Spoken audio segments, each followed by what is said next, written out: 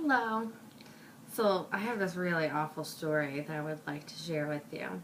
It happened in an airport in Chicago. This happened as we were about to land. We were approaching the runway, waiting to get off the plane. And right before that, I had been texting on my phone, and the stewardess came up to me and told me to turn my phone off. So I hurried as quickly as I could and put my phone away. And finally we landed. I got up out of my seat and was walking out of the airplane, but I saw a man approaching me. He was dressed all in white, and he had a name tag that said Contractor. He beckoned me to come to him, and I thought, uh-oh, am I in trouble? Was it because I didn't put my phone away in time? I was trying as quickly as I could. So I followed him out of the airplane. I was walking behind him the whole time wondering what was wrong.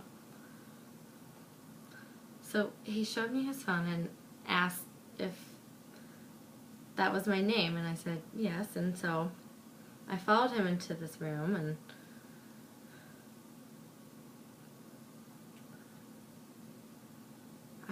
I could not believe it. He had brought me to the wheelchair room. I looked around and saw all these different wheelchairs in a row.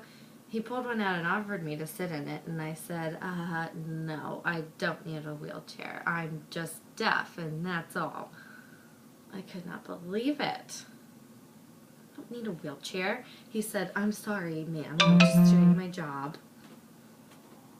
And I said, okay, I can walk myself, just let me go. Thank you. So I got my suitcase, and I was going on my way, but he continued to follow me. He picked up my suitcase and strapped it into the wheelchair.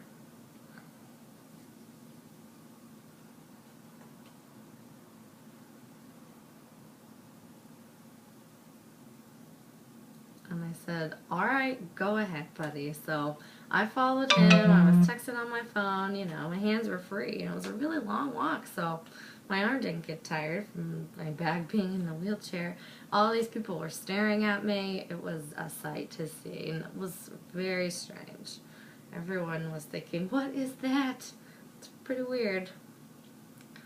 So then the man said, I want to show you where to go next. And I said, I've done this before, and I think I can handle it. But he insisted, and he just kept on following me. And he showed me to the big screen where all the departures were.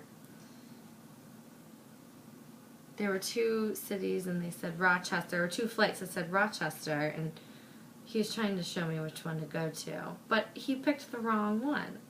And I said, no, it's the second one. I had to tell him. And I said, I know what I'm doing. Thank you. Please leave me alone. He asked me, is your arm? Do you want me to touch your arm? And he thought it was pretty funny and asked me that, but I did not think it was funny at all. So we were in the elevator.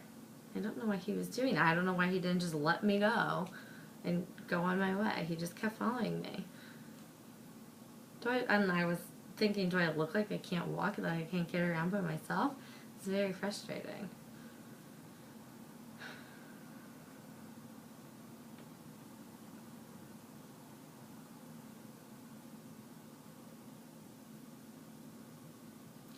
This kind of behavior really needs to stop. It makes deaf people not feel equal.